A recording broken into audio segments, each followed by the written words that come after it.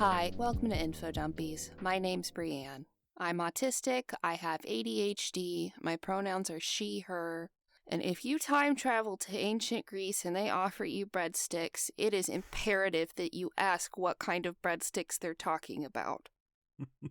Hi, I'm Violet. I have ADHD.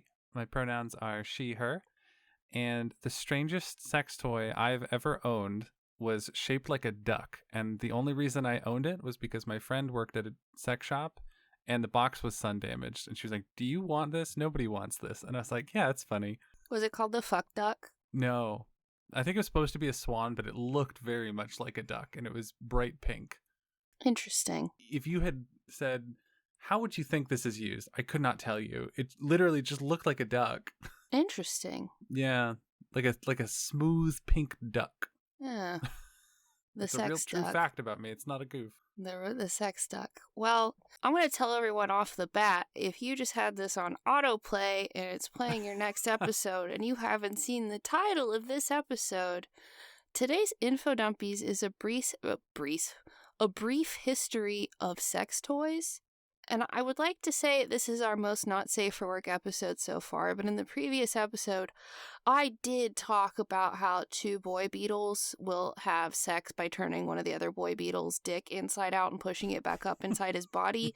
So maybe this isn't the most not safe for work one we've had. Maybe not. Maybe not. True. Yeah, we've talked about some stuff on here, haven't we?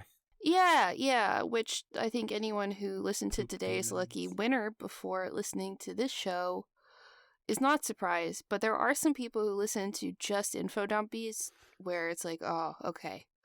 So, yeah, we're doing a brief history of sex toys.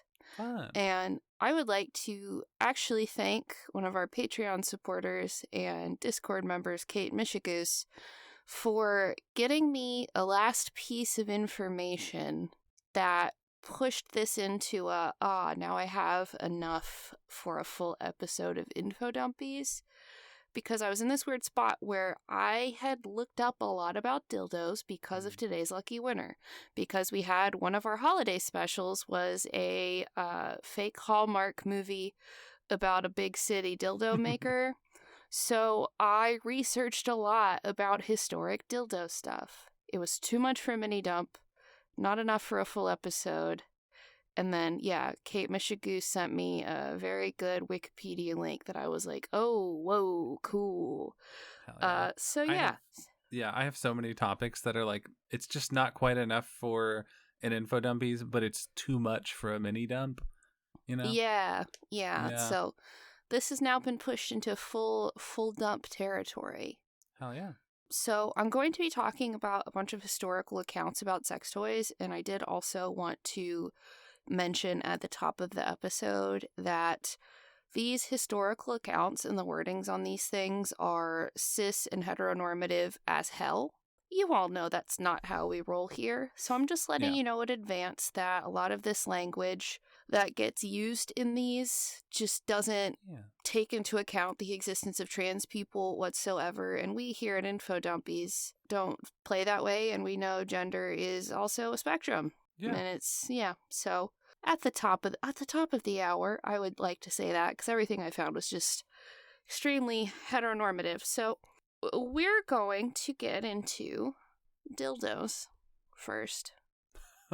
Usually it's the other way around. Yeah, get them into us. Sorry, there's going to be a lot of that, probably. Oh, yeah, like a lot of it. Like, probably a whole lot. If you had to guess, how many years ago, what do you think the oldest dildo we've ever found was? Oh, gosh. Like, how old do you think that is? I mean, I'm going to say probably, it must be Paleolithic. Like, ancient stone dildo. You're getting warm. Is it older? You're very close. Like the heading I have for this is the Stone Ages. Oh shit! More like the Bone Ages. Am I right? So the oldest known dildo was made of siltstone, and it was around 30,000 years old.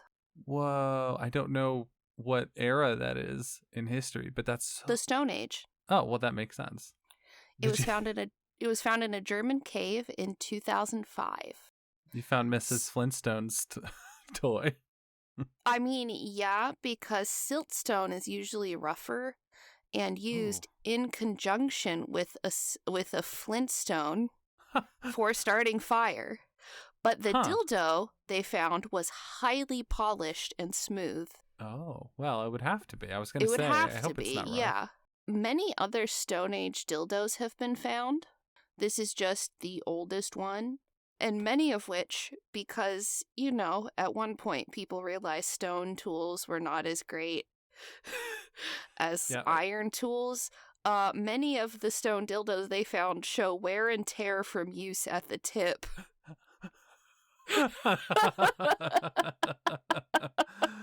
Oh, wow. I mean, it makes sense, right? If you're in the Stone Age, you don't got you're gonna TV, get some wear and tear. You don't have Wi-Fi. What else are you gonna fucking do? Yeah, you never really think about wear and tear, the mileage on your toys, you know? Yeah, right? Well, now we're gonna fast forward to ancient Egypt. We're gonna fast forward quite a bit. Oh, okay. So I have a question about this, and you might be getting into this. I have heard, and I don't know if this is true, that like Cleopatra used to have like a jar of bees that she would use as a vibrator. Yeah, that's apocryphal. I have that that's in what I here. thought. It was said that she used a gourd full of bees as a vibrator. Apocryphal. I was going to say, I don't think that would work. No, also because the bees would die. Yeah, the bees would die. Pretty and quickly. Also, yes, bees buzz, but also if you put them in a jar, the jar doesn't buzz. It'd right? have to be a lot, like a whole fucking mosh pit. So many bees. So that is apocryphal, but paintings from around 3000 BCE show women wearing large phallic objects around their waists to pay tribute to Osiris. Now, I looked to see, why did Osiris care about a bunch of ladies walking around with their straps on outside their clothes? I don't fucking know. But I guess Osiris was chill. I was like, hell yeah, cool. Chill, cool as hell. Oh yeah, I dig it. Yeah. Yeah. I love it. We should bring it back. It's a fashion thing. Get like a holster for it and just whoosh, bust it out. Okay, now we're going to take a little trip to ancient Greece. This is where some of it gets pretty concerning. Oh, wow. Yeah, if your Greece is ancient, you should replace it for something probably water-based. There were breadsticks that were dick-shaped. I'm gonna do my best with the name. I'm not Greek, and I don't really want your opinions on my pronunciation, because there's always someone in the comments, but Olis Bokolikes? Olisbokollikes. Sounds as right as anything. I don't know. Olis Bokolikes were dick-shaped breadsticks used in ancient Greece.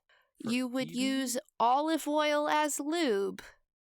No. It was like a fucked up version of the pan e olio at some Italian restaurants where they bring the bread and the olive oil to your table. Yeah. No, this is yucky. Yeah. This is so bad. Yeah, so bad. Talk about a fucking yeast infection, right? Yeah. Oh, yeah. God. Fucking sourdough factory. Yeah. Seriously.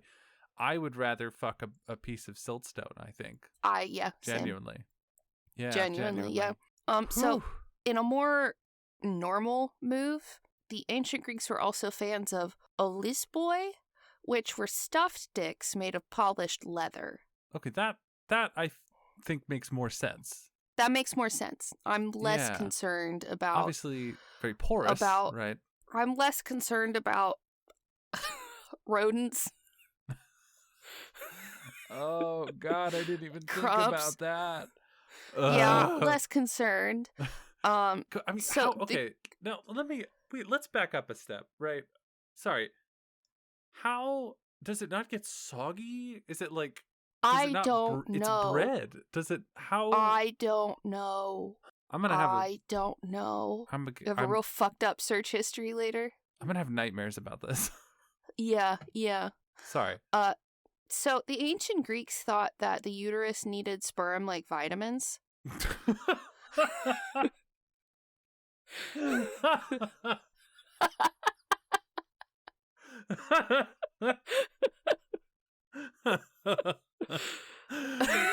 Holy shit. That would be an amazing t-shirt. Like a raunchy t-shirt that just says, "My vagina needs sperm like vitamins." Oh my god.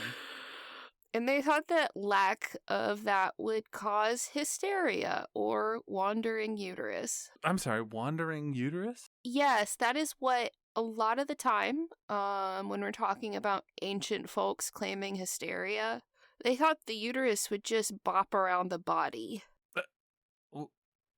And that was causing this behavior in women. Almost as if the uterus was more of a concept.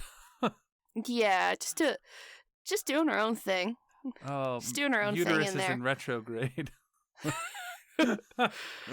Because of this, men who left for war would give their ladies a loose boy to tie them over until they got back. Now, I don't know how this helped, since the leather penis could most certainly not jizz, but whatever. Yeah, that don't make no sense.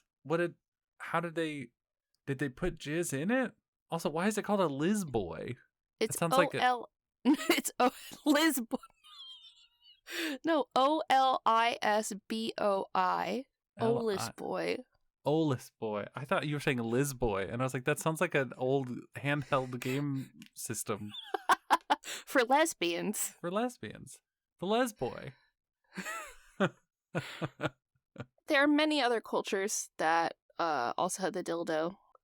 People have been wanting to stick stuff up in themselves forever, really. Yeah.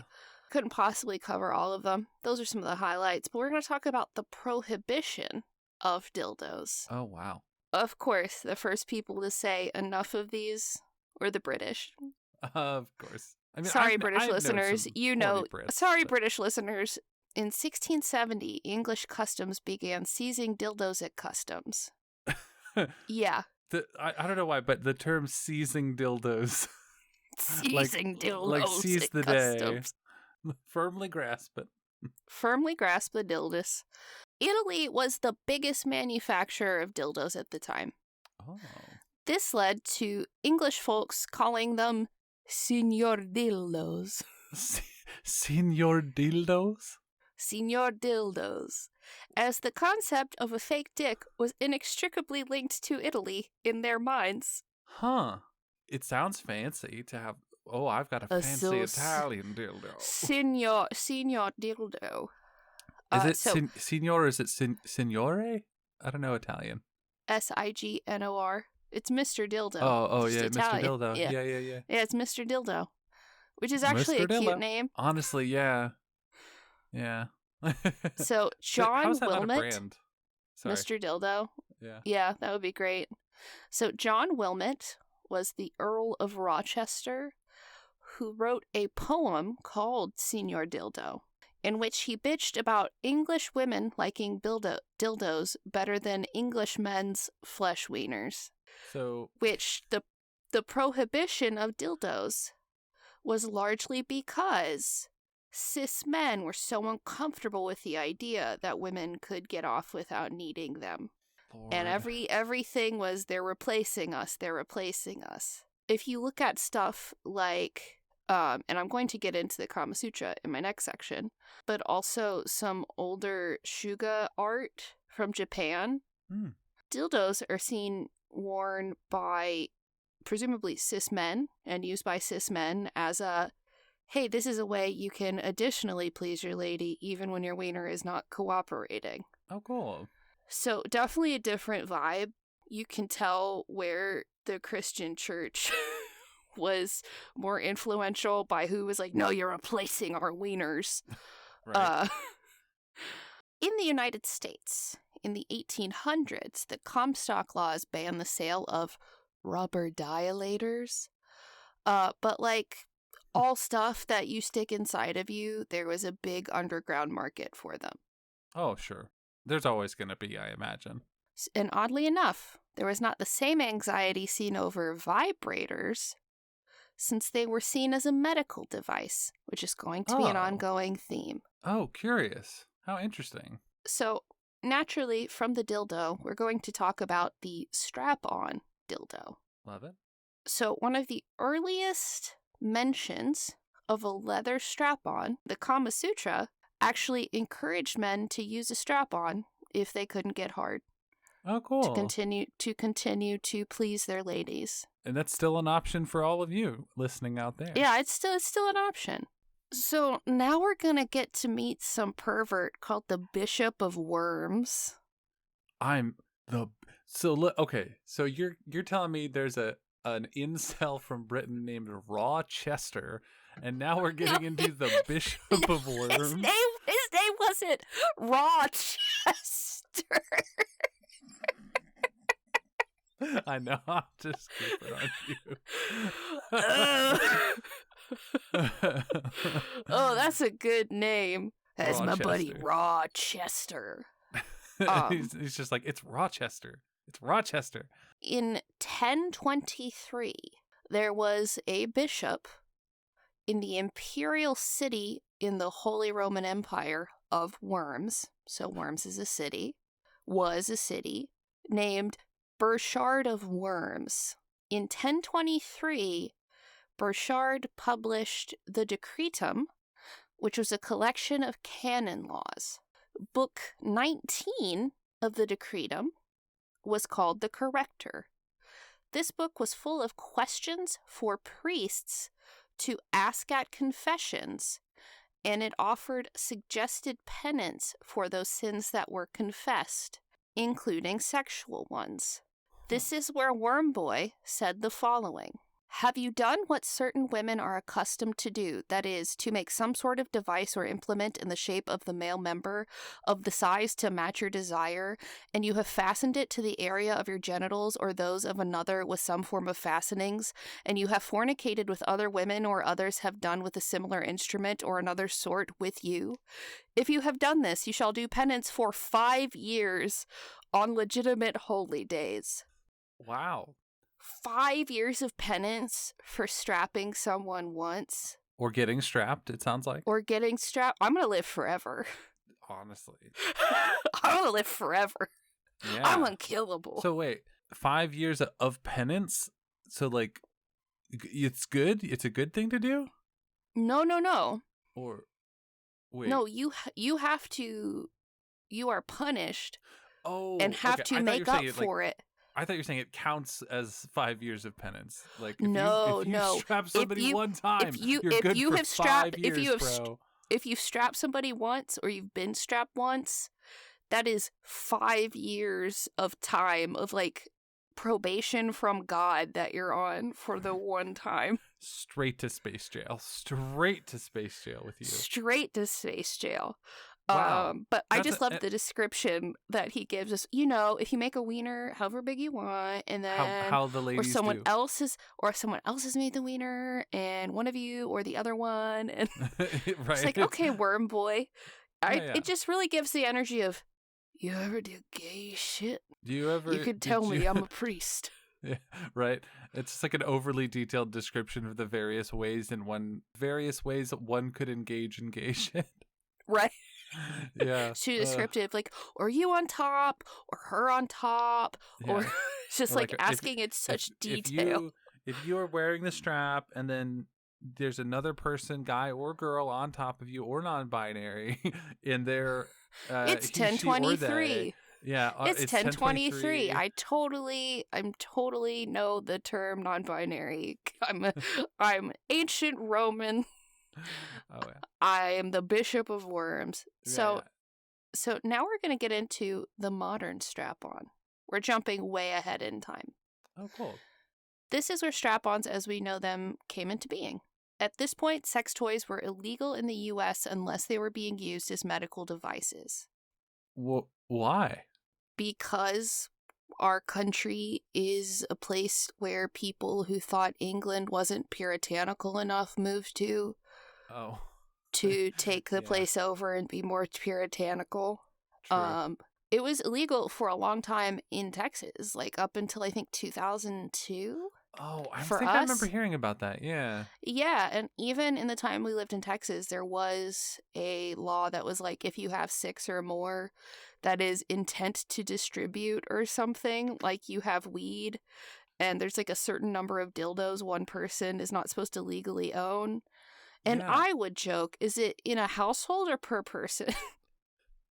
Yeah, I had a friend who was a manager at a sex shop, per my intro anecdote, and she would very often come home with boxes of sex toys that basically Yeah. she wasn't allowed to sell because they were sun damaged, because the store was in Texas and they didn't have any UV filter on the windows, so nobody would buy the boxes that were sun damaged, so she would just get to take the products home. She had like boxes and boxes and boxes of sex toys. She might have been breaking the law. Almost certainly, in Almost some way. certainly. When they were still illegal in the entire country, not just Texas, Ted Marsh, a ventriloquist, started manufacturing strap-on dildos. Talk about a career change. Marketing them as a marital aid. The strap-ons he made were hollow and intended to be used by someone with a penis, and they came in the same flesh tones as the ventriloquist dolls he was making. Oh. Already had the supplies. Hold on. Okay, so let me get this straight. So he basically said, I like making puppets talk. What if I made it so the puppet was not a puppet? I helped people, but you could put your penis and in helped it. people fuck. Yeah, you put your penis in it. Instead of slipping my hand up the puppet's ass, I'm gonna slip my dick into this flesh-colored tube. This guy fucked his puppets, right? Like, that's how he. I don't want to accuse. I don't want to. Hey, I don't want to. Fair. Tell tales outside of school. I don't know. Fair. But this was in the late 60s, and Marsh Manufacturing began pumping these puppies out with a 24-person team on Hollywood Boulevard. The dildos came in 4 sizes from 5 to 9 inches long. Oh, wow. So the phrase pumping these puppies out. It's like, I'm sure them puppies were pumping, I'm sure people enjoyed them. Yeah. Yeah. Was the interior like a standard size, I guess? And then the exterior was... I don't know what the diameter of these things was like. So I don't know if you might be, running into an issue where you're like, hey, I am either too girthy or not girthy enough for the hollow dildo. Yeah. I don't know. Wild. It just said the sizes were from 5 to 9 inches long. It said nothing about girth. It's a good question. Yeah, it's really interesting. And also, I don't really know what ventriloquist dummies are made of. Is it like wood or plastic or... I do not know, but the next guy we're going to get to is the first one who seems to have made them out of body-safe silicone. Oh. So, wasn't that. Oh, boy. Wasn't that. Yeah. Gosnell Duncan was a California man who became a paraplegic after a work accident. Duncan attended a disability conference in 1971 where he asked other disabled folks if they'd use strap-on dildos for sex if they were made to accommodate their needs. And of course, a bunch of horned-up disabled people said, hell yeah, Gosnell, get that shit going. So Duncan got to work in his basement using body-safe silicone to make his prototypes. His company was called Paramount Therapeutic Products. These dildos were solid, made to sit above the pubic bone, making them more accessible to folks who might be wheelchair users. Oh, very cool. And have mobility issues. Because, if it hangs right where a penis would and you are not able to get up from your seated position and you have limitations for how you can move, it makes sense. Yeah.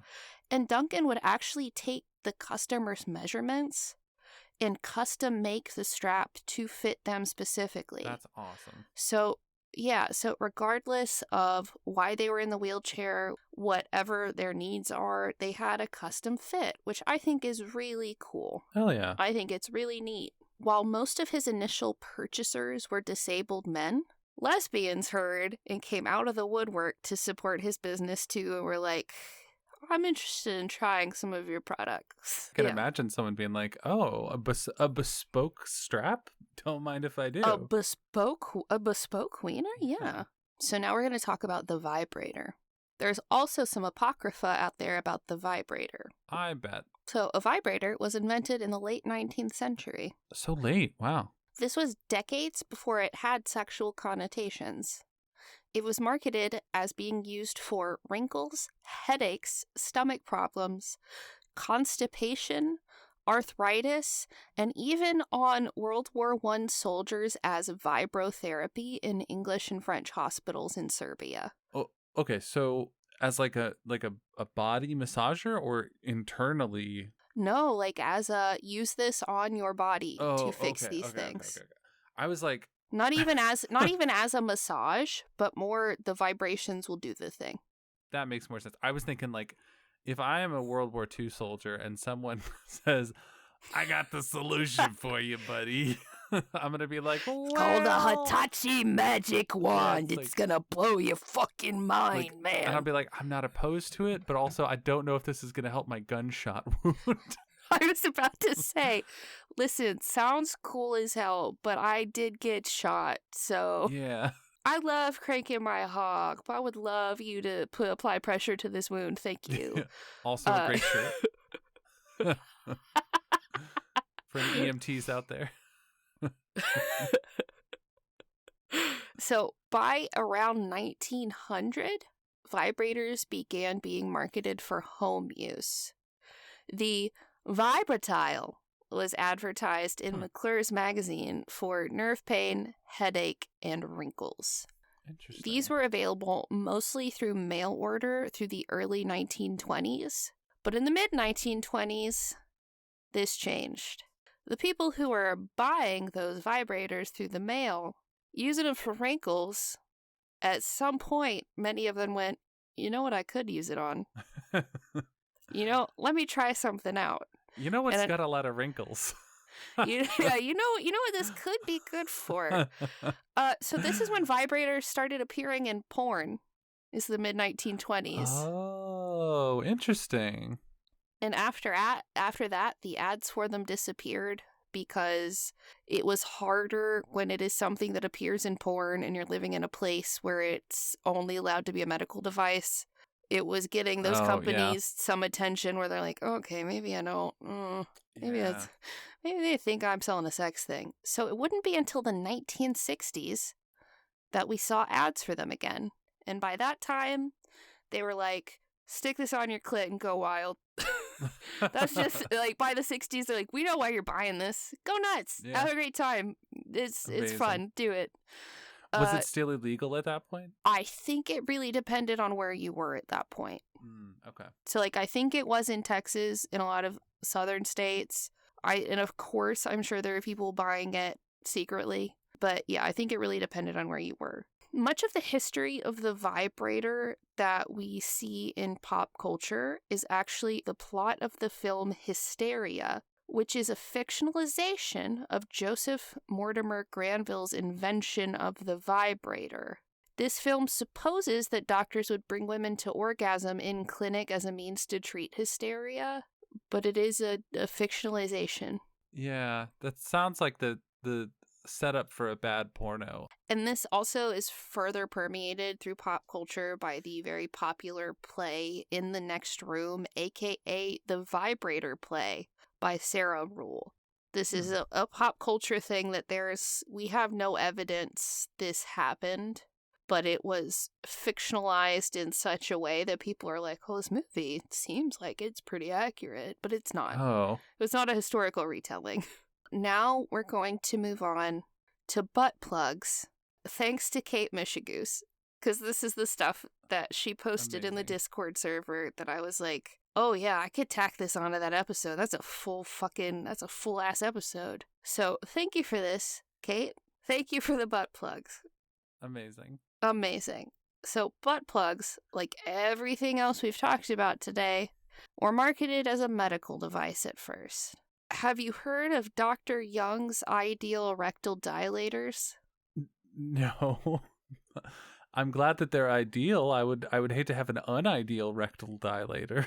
Yes, because these ones are so ideal, they treat both insanity and constipation. Now, hold on. What if I'm so constipated I'm going insane? Well, and also, you're plugging the place the poop comes out of. I think the idea is that, like, you plug it up for a certain amount of time. And then pop it out and try to shit? I guess. I don't know. Yeah, this is pretty wild. Was it advertised to just, like, regardless of gender? It was mostly advertised to men, Oh, interesting. but it was just advertised as a medical device. So these were sold from the late 19th century to at least the 1940s. This was an era where patent medicine was big, and patent medicine devices were especially big. So people were coming up with all sorts of weird, take this home, take care of your health devices for people that were doing random shit that didn't actually do anything. Yeah.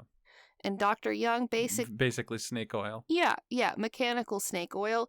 And this is also the time where a lot of that snake oil stuff was coming in, like the actual take my miracle elixir sort of thing. Right. Dr. Young just made a patent medical device you stick in your ass. Yeah, I mean, I don't know if you even really need a patent for that, but I guess The patent thing would be very important. The patent thing. Oh, really? Well, I guess there would be a lot of copycats. The patent thing would become very important here in a little bit. So they came in sets of 4 in varying diameters, ranging from 1/2 inch in diameter to 4 inches in diameter. Holy moly!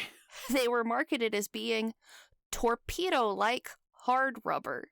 So it sounds like no flared base. Yes, flared base. So Oh, okay, thank God. yeah, I will send you a link so you can see Dr. Young's incredible invention. Okay. Yeah, I was very concerned for a moment because when I imagine a torpedo, I don't really imagine a flared base necessarily, but I might be wrong. I may be totally off base on that, but gosh, torpedo-like and hard rubber. Whew. Yes.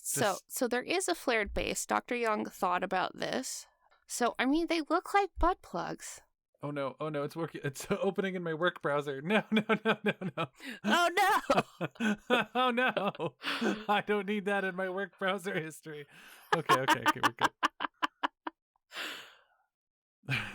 That was close. It's a close one. Dr. Young's ideal work. Yeah, so those they're just butt plugs. Ain't changed much. Oh. So interesting. The grip looks like it's like a put it between your fingers kind of grip. Yeah. Fucking wild. Just your set of plugs. Curious. So in a medical news, and medical news is capitalized because that was the medical journal, which is called Medical News.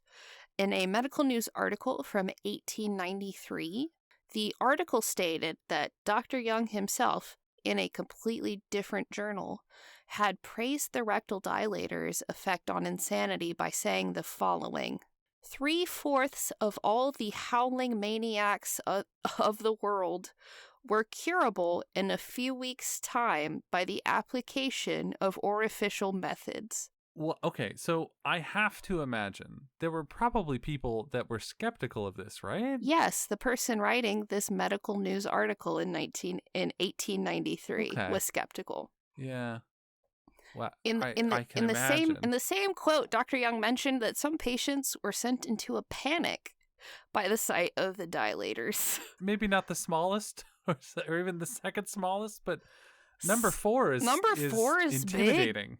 You gotta work your way up to that one. That's not a starter plug. Yeah. No, that's the kind of thing you look at and go, "Oh, that's not going in my butt." Certainly. Yeah, that's for someone who's like pro gamer level strats and butt stuff kind of level of plug. Yeah. So Dr. Young said that some patients were sent into a panic, but then in the 1940s, the FDA was like, "Hold on. You're claiming these do what?" So the FDA came down on Dr. Young's butt plugs, saying the claims were unsubstantiated. The label said it could help the following things, in that there was no danger in using them too much or keeping them in too long. Like, trying to put myself in the shoes of like a 1905 person, I have to imagine that sticking something in my butt and leaving it for an indeterminate amount of time, for your insanity, probably not going to be great. Yeah, the FDA came down on him because, for one, he said there was no danger in using them too much, and the FDA said, "Oh, there absolutely is." And then he also claimed that they Now let me hit this list. Corrected constipation, promoted more refreshing sleep, and could relieve foul breath, bad taste in the mouth, sallow skin, acne, anemia, lassitude, mental hebitude, insomnia, anorexia, headaches, diarrhea, hemorrhoids, flatulence, indigestion, nervousness, irritability, cold extremities, and numerous other ailments. Huh. Okay, so I do know what lassitude means. I think it means like fatigue or tiredness. Clearly a butt plug is the answer. I wouldn't say so. Yeah, myself. I wouldn't either. Foul breath? Foul Bad taste breath? in the mouth? Right? Is that a diagnosis even? Halitosis. Do you need a cure for that? Oh, well, true. I meant the bad taste in mouth, less than the halitosis. I mean, sticking a plug in my butt would not be how I fix that. Yeah, not me. I'd probably go brush my teeth. How the fuck is it going to cure your acne? Like, what is it? What is sticking something in your butt going to do for your fucking acne, Dr. Young? You know, as someone who did suffer from horrible cystic acne until I got stuff figured out, you get desperate enough that you're like, yeah, maybe sticking this in my ass will do it. I'm not going to make it any worse. Yeah, maybe it's just he picked a list of things that are really persnickety to actually resolve in a permanent sense. So they have to keep using them. Yeah. I don't know. Yeah. I wanted to cap off this episode I wanted to top off this episode, trying to think of a sex pun for this, with a couple of things. In my research, I found some stuff that says that straight people are less likely to utilize sex toys. And on the off chance you are a straight person listening to this, I don't think that's a lot of our audience. I'll be real with you. Go explore some stuff. Yeah. There's a whole world out there. Yeah, for you by yourself, for you with a partner, for you with multiple partners, for you with however you're rolling. I think we live in such a, especially Americans, live in such a society shaped by, this is going to sound like a tangent, Calvinist ideals. There's nothing wrong with you for wanting to crank your hog or sticking stuff up your butt. It's totally normal. It's normal to do this stuff, and even if you don't, it's still normal, right? But still, if you do want to do it, go to your local sex shop, find a random person, approach them. No, just kidding. Well, I actually wanted to promote our local sex shop. We don't take ads. This is not, nobody's paying me for this. This is not really an ad. Smitten Kitten here in Minneapolis has been doing more to help our community than the actual mayor. They have a rent relief program where they are helping people pay their rent because a lot of the immigrants in our community have not felt safe to go to work, have not made money, and are struggling. And Smitten Kitten has consistently been doing the work to make sure that people in Minneapolis have a home still, have food, have the supplies they need. They are a mutual aid hub, and they're doing incredible work. When ICE first invaded the city, Smitten Kitten basically wasn't a sex shop anymore for a little bit and was just there to help collect supplies for people who are not safe to leave their homes. And they've been dealing with a lot of bullshit from just MAGA chuds. And you can order from them online. Yeah, I love Smitten Kitten. They're amazing. Also can give to their rent relief fund online now. So I would encourage you to go support a sex shop full of very good people who have tirelessly been trying to take care of our community.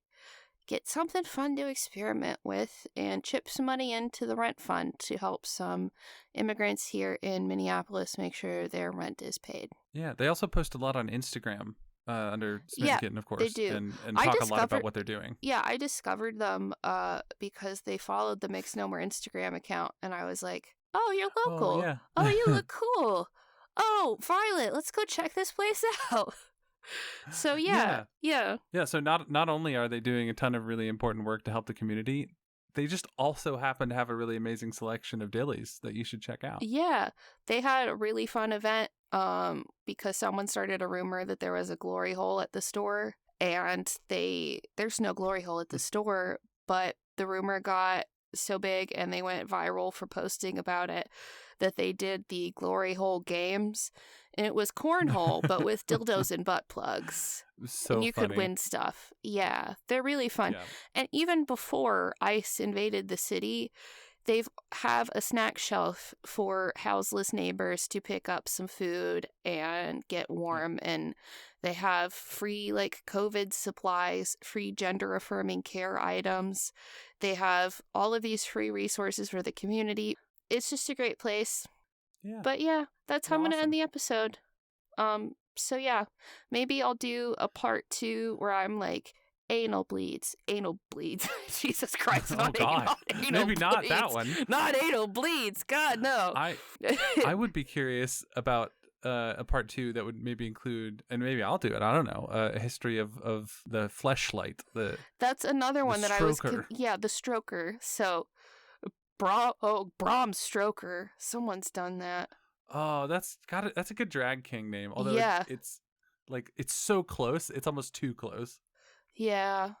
Anyway, Yeah. but yeah, maybe there'll be a part 2 about like anal beads, strokers. You know, just come up with some other fun stuff. Yeah. Fucking machines. Yeah. Sounding rod. And if you don't know what any of those are, and you're curious, just do it. Do an incognito tab to go look those up, my friend. Yeah. I mean, I wouldn't use Chrome. I would use something like DuckDuckGo, to be honest. I was something. Dick go. Something. You get yourself a smooth pink duck. The fuck duck. The fuck duck.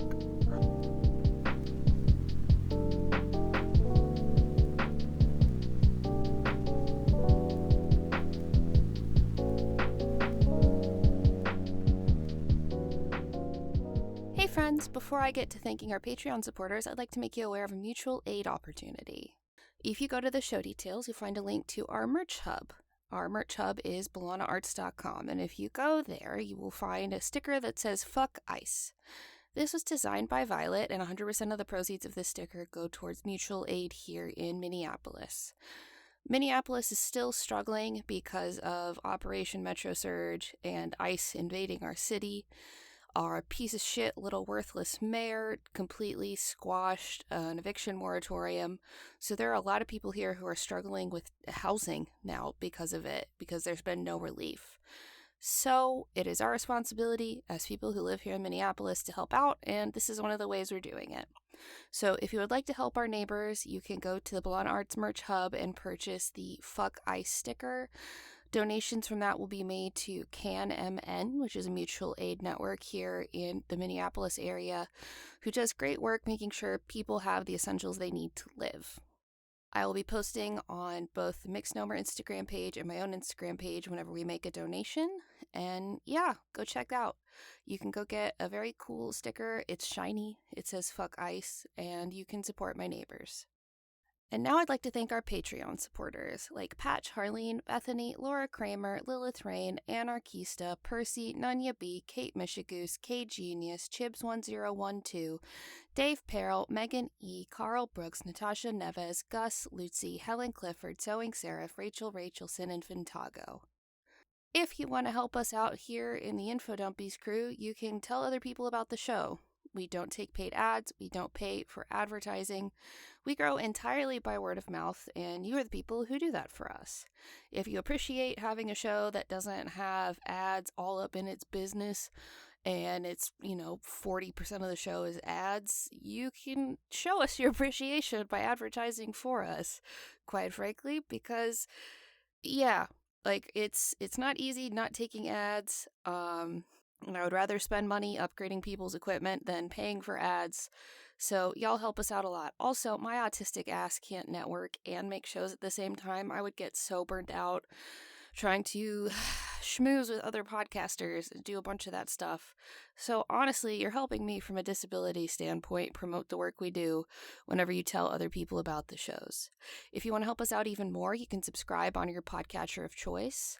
You can also leave a nice rating, comment, or review on your podcatcher of choice, whichever interactions they support. If you can do all of them, that would be extremely helpful. More action on the podcatchers, more interaction with our RSS feed gets us recommended to folks who like similar shows, makes the show look more active to people who might be, perusing their podcatcher for more shows, and shows that the people who listen to it are interested and invested and active, and maybe they should listen to it too. If you're in a place to help us out monetarily, you can go to the show details to find a link to the Mixnomer Patreon page. That's going to get you bonus content for everything we do here at Mixnomer, with info dumpies, all of the back catalog of today's Lucky Winner bonus stuff. You get Murphy Bay Magic bonus stuff. We are currently working on a sci-fi show called Rampage Ministry. You will get bonus stuff for that as it comes out, depending on the level, including notes, slowly released notes for the conlang I'm writing for that show. So yeah, if you want to help us out and you want to throw a buck or two our way, you can go to the show details and find a link to the Mixnomer Patreon page and help us out. And if you want to hang out with us, you can come join our Discord server. It's a great gang of people. It's really fun. Coming up here in a few weeks, I think, I will be doing a stream where I play the crunchy as fuck Buffy the Vampire Slayer Xbox game from 2002. Everyone looks so weird in that game. But yeah, I played it a little bit and I'm decent enough to do a stream. Violet will be doing a stream coming up playing Funny Raccoon Game. We're going to be playing Jackbox games coming up. We have a regular craft club we do once a month on a Saturday night. It's really fun. It's the most supportive gang of sweethearts I could have ever hoped for in that Discord server. And yeah, if you want to come hang out with us, you should go to the show details and find that link and hop aboard. But that's all I've got for you this time, my friends. Until next time, clever sign off.